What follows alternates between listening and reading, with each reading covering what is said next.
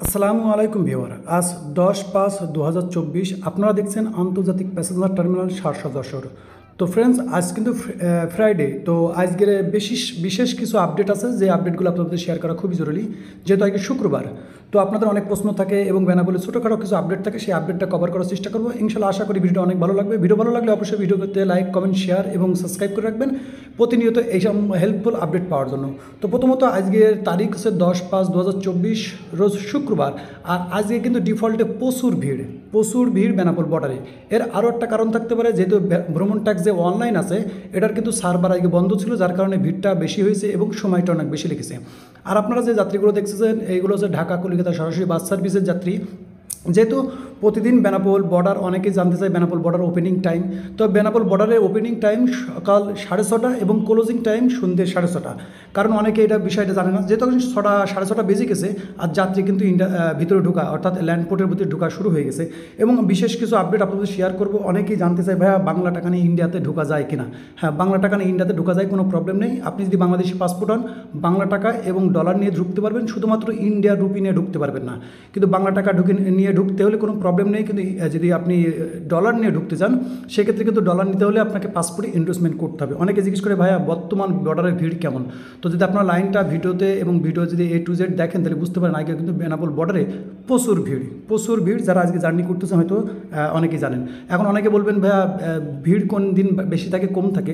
তো ভিড় কিন্তু সবথেকে বেশি শুক্রবারে থাকে, কম রবিবার এবং সোমবারে কম থাকে। অনেকে বলে এখন ভিড় কেমন। তো এখন আলহামদুলিল্লাহ অনেক ভিড়। এবং বলবো অনেকেই যে বিষয়টা সবথেকে বেশি কমেন্ট করেন যে ভাই আজকে টাকার রেট কত। তো আজ 10/5/2024 আজকে টাকার রেট নাও এখন পর্যন্ত 73 টাকা প্লাস।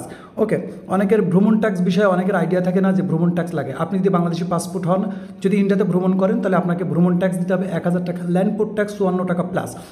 অনেকে বলে কাল লাগবে না। তো এখন বলি 1 থেকে 5 বছরের বয়সের বাচ্চার কিন্তু ট্যাক্স লাগে না, ল্যান্ডপোর্ট ট্যাক্স লাগে। 5 বছর থেকে 12 বছর হাফ 500 টাকা, এবং 12 বছর প্লাস হয়ে গেলে আবার তার ফুল লাগে। এর সবথেকে ইম্পর্টেন্ট বিষয়, আপনারা এখনও পর্যন্ত আমাদের ফেসবুক পেজের মধ্যে, ইউটিউবের মধ্যে একটা বেশি কমেন্ট করেন যে ভাইয়া বর্ডার কখন ওপেন থাকে, কখন ক্লোজ থাকে, বর্ডারে কখন কি ভিড় আছে।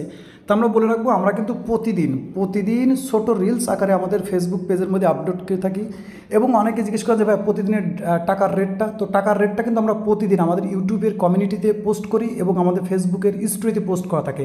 তো আমি বলবো যে আমাদের ফেসবুকের ভিডিও কিংবা আমাদের ভিডিও যারা রেগুলার দেখেন, চেষ্টা করবেন আমাদের ভিডিওটা কমপ্লিটলি দেখা। কারণ আমরা প্রত্যেক ভিডিওতে প্রতি ইনফরমেশন আপনাদের মধ্যে দিয়ে থাকি। কারণ অনেকেই ভিডিও ফুল না দেখার কারণে কমেন্ট করেন, হয়তো আমরা অনেক কমেন্টে রিপ্লাই দেওয়া সম্ভব হয় না।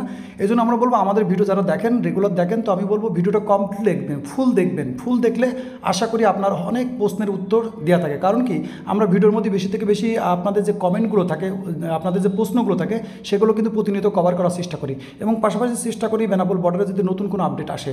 তো পাশাপাশি অনেকেই একটা বিষয় আবার কমেন্ট করে বেশি যে ভাইয়া বেনাপোল বর্ডারে ঢুকতে হলে ইম্পর্টেন্ট কোনো কাগজপত্র লাগে কিনা। তো সেই ক্ষেত্রে আমি আপনাদেরকে বলে রাখবো, যদি আপনি চাকরিজীবী হন, তাহলে আমি বলবো অবশ্যই আপনার ছুটির কাগজ, যেটাকে জিও বলে, সেটা নিতে পারেন। যদি গভর্নমেন্ট সার্ভিস হন, সেটা জিও কপি লাগে। পাশাপাশি যদি আপনি বিজনেস হন, তাহলে আপনি ট্রেড লাইসেন্স যেটা আছে সেটা, স্টুডেন্ট থাকলে স্টুডেন্ট কার্ড রাখলে এনাফ। অনেকে জিজ্ঞেস করে ভাই ইন্ডোর্সমেন্ট লাগে কিনা। তো আমি বলবো, যেহেতু আপনি পাসপোর্টে ইন্ডিয়া জার্নি করতেছেন, ডলার নেওয়ার বিষয় হয়, তার ডিফল্টে আপনি পাসপোর্টে আপনি নর্মালি $150 ইন্ডোর্স করে রাখবেন, এটা আপনার জন্য অনেক ভালো হবে। এবং অনেকে বলে যে বেনাপোল বর্ডার রুগীদের জন্য কোনো সুযোগ সুবিধা আছে কিনা। হ্যাঁ, বলবো বেনাপোল বর্ডারে কিন্তু রুগীদের জন্য আলাদা ঢোকার জন্য সুযোগ আছে। যদি ক্যান্সার পেশেন্ট হয়, সেক্ষেত্রে কিন্তু আলাদা ঢোকায় দেয়। রুগী ইম্পর্টেন্ট কিছু রুগী থাকলে তার জন্য হুইল চেয়ারের ব্যবস্থা আছে, কোনো সমস্যা নেই। পাশাপাশি অনেকে বলে যে ভাই ভ্রমণ ট্যাক্স কাদের লাগে না। তো এটা মনে রাখবেন, যারা প্রতিবন্ধী এবং ক্যান্সার পেশেন্ট তাদের কিন্তু কোনো ভ্রমণ ট্যাক্স লাগে না, ল্যান্ডপোর্ট ট্যাক্স লাগে।